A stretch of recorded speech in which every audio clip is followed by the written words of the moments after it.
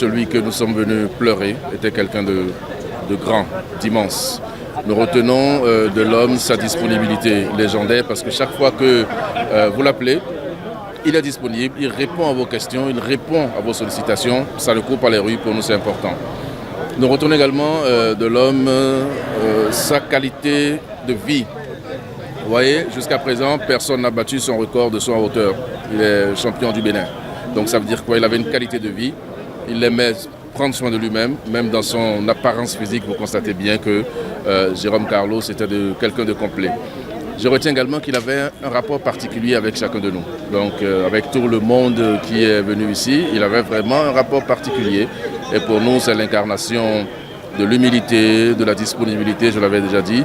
Et nous ne pouvons pas oublier un homme pareil. Des jours comme ceux-ci nous permettent de célébrer le talent, de célébrer l'excellence, de célébrer les principes, de célébrer la rigueur dans l'exercice de la profession journalistique, de célébrer le travail bien fait, de célébrer l'excellence surtout. Je crois que ce sont ces qualités-là que je retiens de lui en tant que formateur, parce que j'ai eu la chance de l'avoir sur beaucoup de formations en tant que jeune journaliste, mais aussi en tant que promoteur et responsable d'organes de presse. Parce que certains ne le savent peut-être pas, mais le doyen Jérôme Carlos fait partie de ces aînés-là qui nous arrivent non pas au moment en tant que jeune journaliste d'aller questionner, d'aller lui poser la question de savoir lorsqu'on se retrouve dans tel ou tel autre cas de figure, lorsqu'on fait face à telle situation, qu'est-ce qu'il faut faire.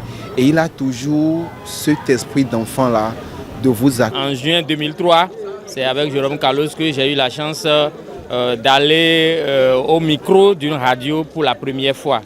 Et il venait de me lancer ainsi. Aujourd'hui, j'ai fait une carrière et que je peux dire que j'approche de la fin. C'est les conseils que Jérôme Carlos m'avait prodigués à l'époque qui m'ont permis d'avoir une carrière, on peut dire, remplie. Puisque j'ai fait tous les paliers et j'en suis là où j'en suis aujourd'hui. Je crois que c'est grâce à Jérôme Carlos et nous devons lui porter ce témoignage-là. Et enfin prier pour le repos de son âme. C'est dommage que ce soit à des moments comme celui-là, comme ceux-là, qu'on reconnaisse la grandeur des grands hommes. Nous sommes des hommes, nous devons et nous côtoyons tous les jours des grands hommes, des hommes superbes, magnifiques, des gens comme Jérôme Carlos. On n'en aura pas tout le temps, mais pendant qu'il était là, on aurait dû le célébrer. C'est dommage que ce soit aujourd'hui qu'on le célèbre. En tout cas, moi, comme je l'ai dit, Jérôme Carlos restera au plus profond de mon cœur et ce sera pour l'éternité jusqu'à mon dernier. Et qui a montré que les Africains peuvent promouvoir une radio privée, une télévision privée, une presse privée.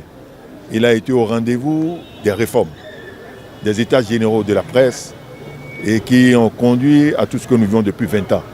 Cette année, nous allons célébrer les 20 ans du CNPA, de l'UPMB. Il fait partie des artisans. Et pour nous, c'est une perte, ce n'est pas encore une perte. Jérôme a voyagé. Prenons ça comme ça, qu'il est parti.